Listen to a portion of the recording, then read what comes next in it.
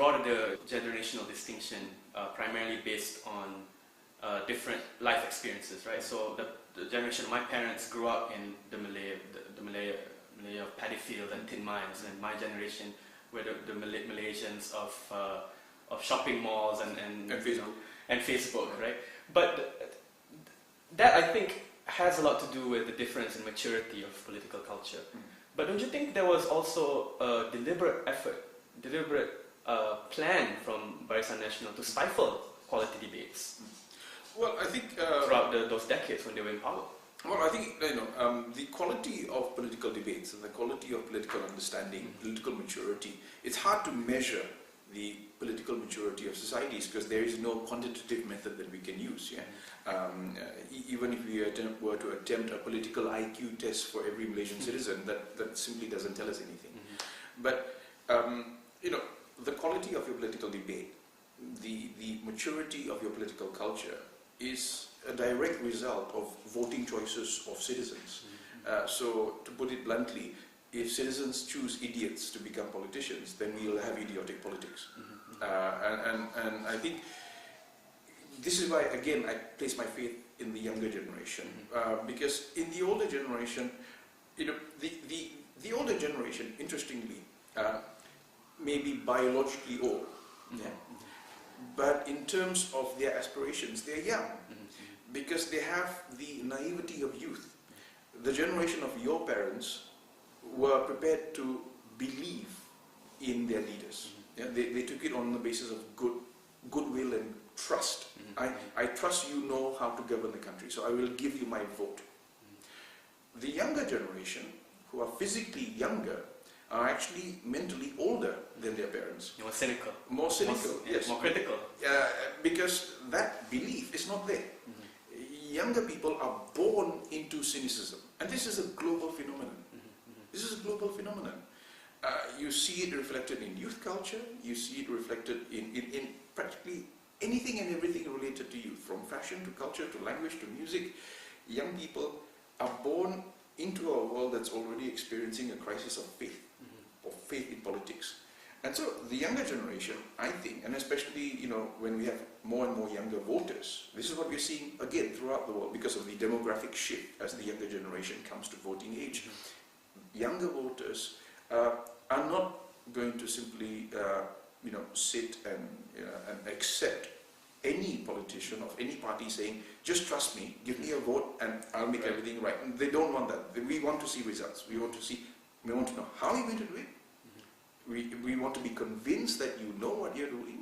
We want to see how you're going to operationalize and instrumentalize these things that you're talking about. So it's becoming more and more difficult for politicians to govern worldwide. And I think this is why we see all democracies, all capital-driven democracies, from Western Europe, North America, across North Africa, across Asia, from Southeast to East Asia, all these governments, whether it's the LDP in Japan, whether it's the Kuomintang in Taiwan, they're all facing a crisis which they were not prepared for. This is an irony because it is proof, in a sense, that they were successful in developing their countries. They were successful because they actually built modern economies and they created what they wanted, which is an intelligent, educated younger generation. But an intelligent, educated younger generation means intelligent and educated voters. And intelligent and educated voters have much higher expectation levels. So, ironically, the success of development, especially in Asia, means that the very same governments that brought about this successful development has actually made their own lives harder as a result. The age of strongman politics is over. There will be no more Suhartos. There will be no more Ferdinand Marcoses. There will be no more generals regimes in Burma. That sort of politics is simply has made itself historically redundant. So this means this is the time for new paradigms. So that's where I think we need to be looking at. Now, if the range of political options and debates has shrunk, it's because of this older generation of politicians who believe that we know that we are right here. But like I said, while they were driven and guided by the sense that they knew what they were doing, and to some extent they did, you know, in terms of the development model they did, the very success of their projects means that those conditions no longer prevail today. So successful governments, including regimes, are those that A, see that changes are taking place, B, anticipate the changes to come, and C, make the necessary changes to adapt to these shifts in society. Now, failure to do that means basically you become historically redundant. And with that, you know, the language of all nationalism, there will always be a need for some sort of, you know, nationalist project, except that it cannot be couched in terms of old slogans, you know, banners and flags, hate campaigns. That doesn't have the emotive power anymore, you know. The new generation can see through it. Exactly. You know, Hitler could emerge in 1930s at the time when the political vocabulary was far more limited. Imagine today a pedagogue, you know, a demagogue attempting that sort of language in Europe or even in the worst of crises. Definitely not in the Middle East anymore. Definitely not in the Middle East. It's over. You see. So you know, here, you know, we hope that, you know, the politicians can see this, but for them to see this, of course, it also means that they have to have this contact with the society. My worry is that in so many developing countries, an enormous gulf has been created between the ruling elite and the societies they govern, whereby, you know the story. It's the old crony complex. You're surrounded by your courtiers, who constantly tell you that you're loved when in fact you're hated, you know, and we've seen what happens to governments and regimes like this. You know, they go down the path of Marcos, they go down the path of Suharto. So I suppose, you know, the situation no longer prevails whereby this sort of politics can be continued. Now, what sort of politics emerges in the future, I frankly don't know, because you know that basically opens up, you know, radical contingency. Anything can happen. But what we can more or less predict is that Malaysia is going through change and will change. I want to probe more on your point of the radical contingency by way of comparing the changes we saw after the fall of the new order in Indonesia. Namely, the fact that the fall of the new order was brought about by organic mass movements. Students, unions, all of them went to the streets and demanded change and pressured a regime that was in power for over 20 years, or even close to 32 years, to step back. Malaysia does not have that sort of presence of social movements, right? The university students are pacified. The unions are not as strong as they could be, or divided because of fear of, you know, foreign workers.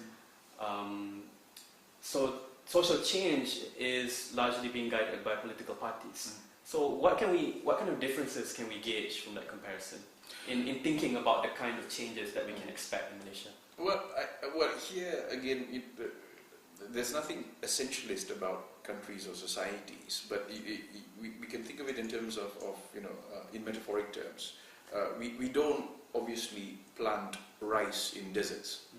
And we don't plant potatoes in the Antarctic. The climate just, you know, and so we are looking at the social environment, the political environment. Indonesia is unique in the sense that, like the Philippines, the sort of regime that was instituted there was particularly brutal. And that has shaped the experience of Indonesians post-Suharto, like it has shaped the experience of Filipinos post-Marcos. But one thing that we have in common, whether it's in the case of, you know, Western democracies or in Southeast Asian autocratic regimes, is that whenever there is a change of power, especially when the opposition you know, is forced to a point where it has to forcibly resist, is the tendency to say never again. Yeah, we don't know what we want, but we don't want that.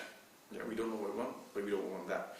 Now, in the case of countries like Malaysia, and you could include Singapore here as well, Malaysia and Singapore are somewhat different because we've never had, you know, a history of violent autocratic, you know, dictatorships.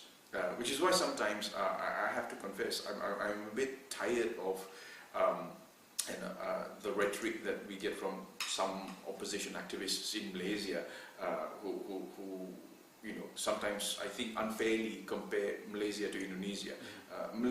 That's unfair to Indonesians because Indonesians suffered much more than Malaysians or Singaporeans have ever suffered. And most we get bad traffic jams, yeah. But we don't get journalists shot in the middle of the night. We don't have bodies floating down the river without their heads.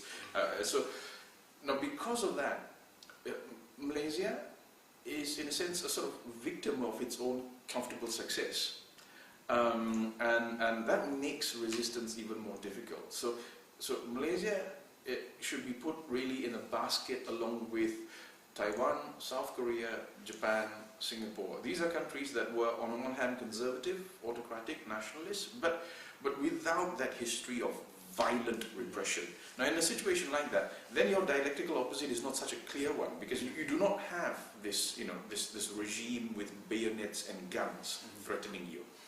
And my worry about Malaysians, frankly, is that as you can see, by and large, Malaysians are an obese lot. They are unhealthy, lazy people.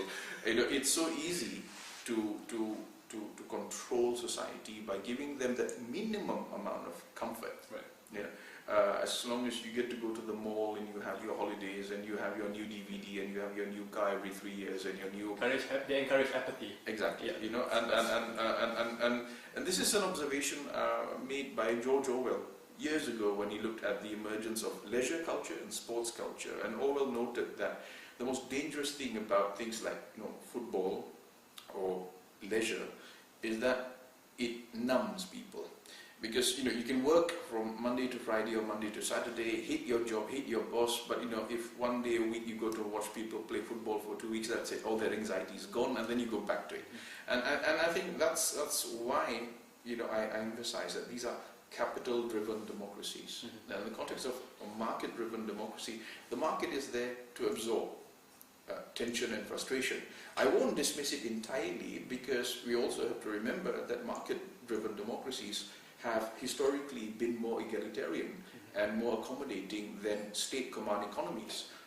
A good example would be the elevation of women in capitalist democracies compared to communist states. Simply because capital, in order to survive, recognizes that it has to accommodate new challenges.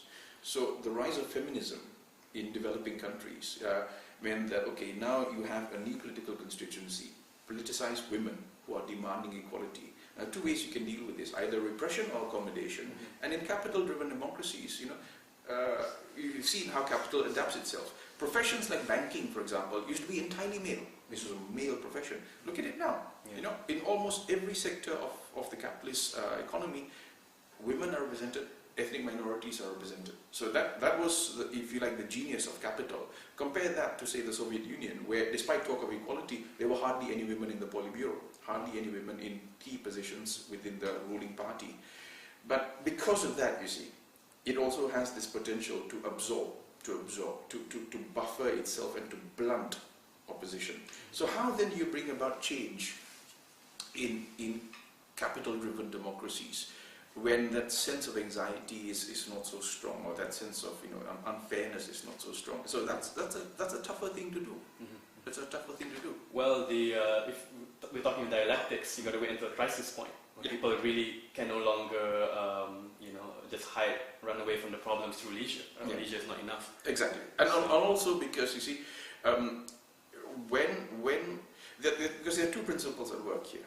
On the one hand, there is the market. The market, capital will find ways to accommodate dissent, frustration, anxiety, opposition. But for the market to work, the state has to withdraw. And this is the other feature of capital-driven democracies, which is the withdrawal of the state. Classic example being Britain during the time of Margaret Thatcher.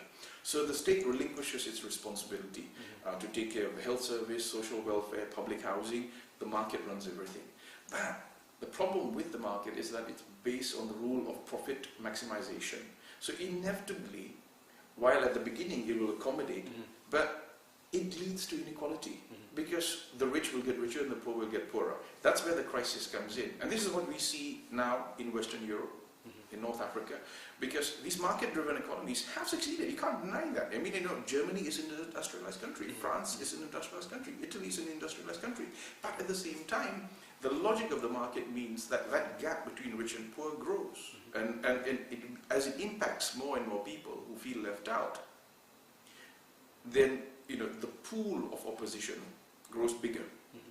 And I mean, just look at the figures when we read, Forbes or Fortune 500, and you have these glaring anomalies of individuals who, on their own, can own 10% of a country's economy, when you have 50% of the population who own maybe 2% of the economy. Now, that's the result of market-driven politics. So somewhere along the line, there has to, the state does have to play a role.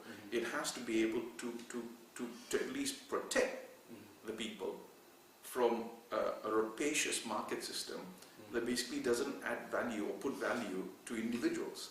So that's, I think, the crisis that we are in now. What's happening in Malaysia is symptomatic of what's happening across the world. We are living in an age of late industrial capitalism. And this is where we are now. And so the problems faced by the Malaysian state are not unique. Look all around us. Look at the region around us. Every single country is facing a variant of what is basically the same structural economic problem. Actually, the best follow-up to what you're talking about now would be the question on PAS. Right. So I'm just going to read it to you in case you remember it. So, many point to Hassan Ali's resignation and establishment of steering committee to help govern Kedah as signs of a widening fault lines within PAS. What is your assessment of the gains and risks of PAS's alliance with DAP and PKR? I think I will merely state the obvious. PAS is a legitimate political party. It's one of the oldest political parties in Malaysian history. And as a political party, as an organization, it is truly an extraordinary party, because we have to remember that when PAS was created in November 1951, this was a party with very few members and hardly any resources. I keep telling people, when PAS was first formed, this party could not even afford a typewriter. That's how poor it was. It has now become the second biggest political party in Malaysia. So that's quite an achievement, and we have to give credit to PAS for that.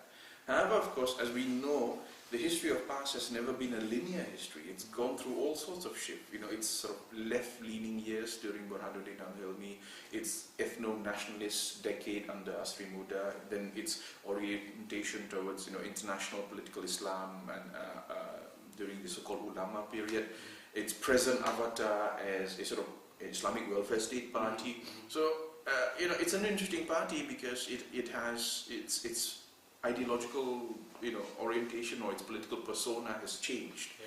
Well, one can see that two ways, right? One can say that that's a mark of its dynamism, or one can say that it's a mark of its identity, perpetual identity crisis. Well, I think it's both, and I think it's true on the level of parties as it is true on the level of individuals. I am the same person that I was when I was 7 years old, but I'm not the same person that I was when I was 7 years old.